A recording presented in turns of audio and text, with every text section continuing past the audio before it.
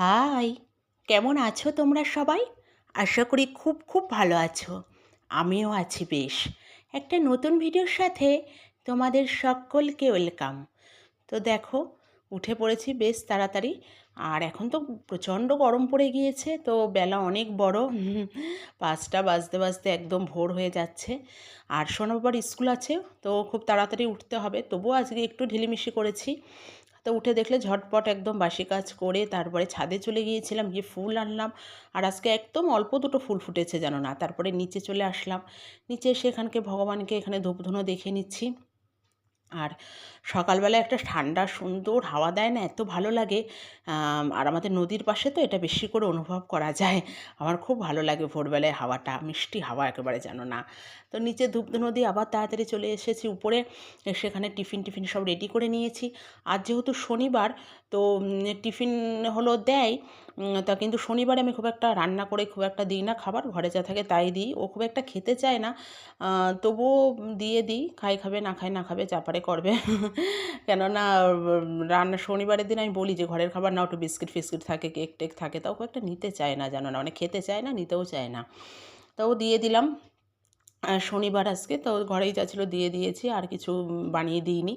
তারপর এখানে পুজো টুজো কমপ্লিট হয়ে গিয়েছে।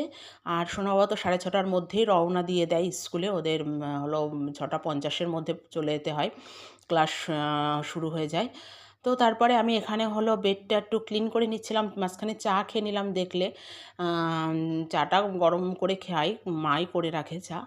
তারপরে এখানে বেড টেড ক্লিন করে নিয়ে এখানে একটু কয়েকটা জামা কাপড় নিয়ে বসেছিলাম, একটুখানি ফিটিংস করতে আর কি, ঘরে পরা জামা কাপড়, ওই জন্য টেলারের কাছে দিয়ে আর প্রয়োজন বোধ করিনি। আর নিজে একটু যেটুকু পারি, আমি একদমই সেলাই টেলাই পারি না, তবু ওই কাজ চলে যায় যেহেতু ঘরে পরা তো। নিজেই একটু সেলাই করে জাস্ট একটু বড্ড ঢিলা হয়ে গিয়েছে, একটু ফিটিংস করে নেব। তার করাই হচ্ছে না, অনেক দিন ধরে ভেবেছি করব, তা ভাবলাম না আজকে এই দুটোকে নিয়ে একটু বসি, একটু করেই নিই। ছেলেটা যেহেতু স্কুলে গেছে, তো করে টোরে উঠে তারপরে এখানে দুধ জাল দিয়ে নিলাম। আর এখন ইন্ডাকশানেই করছি, আর খুব তাড়াতাড়িও হয়ে যায়। ইলেকট্রিক বিল তো প্রচুর আসবে বুঝতেই পারছি, কিন্তু হয়েও যায় খুব দ্রুত, আর কোনো উপায়ও নেই, কারণ গ্যাসের ভীষণ ক্রাইসিস। আমাদেরও গ্যাসের খুব সমস্যা বাড়িতে, তো ওই জন্য করতেই হচ্ছে। তারপরে এখানে বেলের শরবত করে নিলাম। ওর বাবা আবার বেল এনেছে অনেকগুলো। তো এখানে গরমে ভীষণ ভালো লাগে, আমি বলছিলাম বেল আনার কথা। গরমে এটা খাওয়াও ভীষণ উপকার।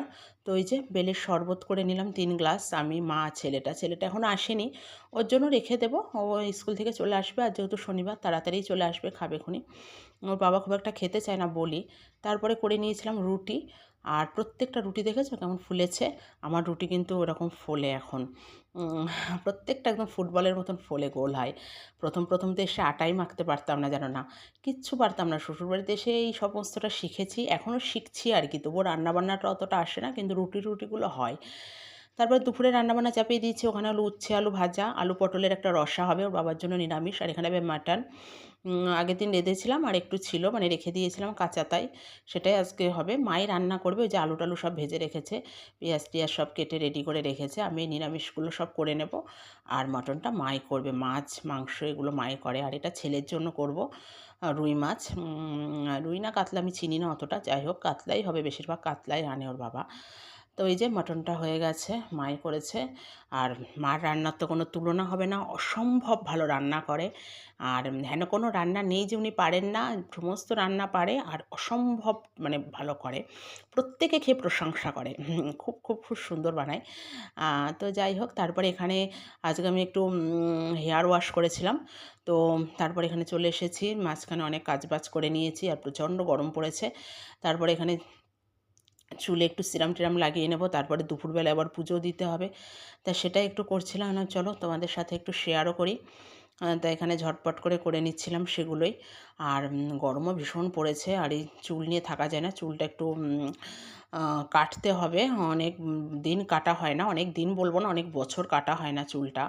তেমন একটা যে বাড়ে তা না, কিন্তু খুব ফ্রিজি হয়ে গেছে চুলটা, একটু ট্রিমিং করানো দরকার। তা দেখা যাক কবে করাই, এখনও করাবো না এই মুহূর্তে, আরও কয়েক মাস যাক। সামনে একটা বড়সড় অনুষ্ঠান আসছে, তার আগে আগেই করাবো, করাইনি যখন এতদিন। সবাই আসলে বলছে যে চুলটা কাটাও, তা এখন আর কাটাইনি যখন এতদিন, এখন আর কাটাবো না। পরেই কাটাবো, কয়েক মাস পরে আর কি। তো যাই হোক, তারপর আর বড় চুল বেশ ভালো লাগে আমার কিন্তু খুব ভালো লাগে। গরমে একটু কষ্ট হয়ে যায়, বাট ভালো লাগে। তো এখানে ঝটপট করে একটুখানি দেখলে একটু সিরাম লাগালাম মুখে, তারপরে একটু সিরাম লাগালাম চুলে, তারপরে মুখে একটু টোনার দিলাম আর এই সানস্ক্রিন, তারপরে একটু ক্রিম লাগলাম, একটু লিপ বাম লাগালাম। লিপটা ভীষণ ড্রাই হয়ে যায়। আর আগে না আমার সত্যি কথা বলতে লিপ এরকম ড্রাই হতো না, শীতকালে একটু হতো, গরমে একদম নর্মাল থাকতো। আমরা বিয়ের পর ফার্স্ট টাইম সিকিম গিয়েছিলাম ঘুরতে। তো ওখান থেকে আসার পর ওখানকার মানে আর্দ্রতা, জলবায়ু সব কিছুর জন্য নাকি ওখান থেকে ফিরে আসার পর থেকে দেখি ঠোঁটটা মানে 12 মাস ড্রাই হয়ে থাকে। আগে এরকম ছিল না, জানো না। এই ঘুরে আসার পরের থেকে এরকম। তো ওই জন্য একটু লিপ বাম লাগিয়ে নিলাম। শীতে তো অসম্ভব হয়, গরমেও হয় জানো না, মানে ড্রাই হয়ে যায় লিপ প্রচণ্ড। তো ওই জন্য অল টাইমে একটু লিপ বাম লাগিয়ে রাখতে হয়। তা ওই যে সমস্ত কিছু রেডি। এবার যাব পুজো করতে। চুলটা খুলে পুজো করব না, একটু বেঁধেই নেবো। তা যেহেতু প্রচণ্ড মানে পুরো চুলটাই তো আজকে ওয়াশ করেছি ভিজে, তো ওই জন্য দু সাইডে দুটো ক্লিপ লাগিয়ে নেব। নিয়ে তারপরে এমনি খোলা চুলে এখন বেশিক্ষণ থাকা যাচ্ছে না, যেহেতু প্রচণ্ড গরম পড়েছে। তো তবুও কিছু করার নেই। আবার চুলটা না শোকালেও একদম গন্ধ হয়ে যাবে, বাজে হয়ে যাবে। তা মানে ছেড়ে রাখারও দরকার, কিন্তু ছেড়ে রাখার কোনো উপায়ও নেই, এমন একটা ব্যাপার। জানোই তো গরমে যেরকম হয় সবার আর কি, প্রচণ্ড গরম পড়েছে। আর এখনও পুজো টুজো দেওয়া বাকি। আর সবসময় আমার তো মানে অসম্ভব গরম লাগে, একদম টোঙের মাথায় একটা খোপা করে ক্লিপ দিয়ে আটকে রেখে দিই অল টাইম, দেখো তোমরা।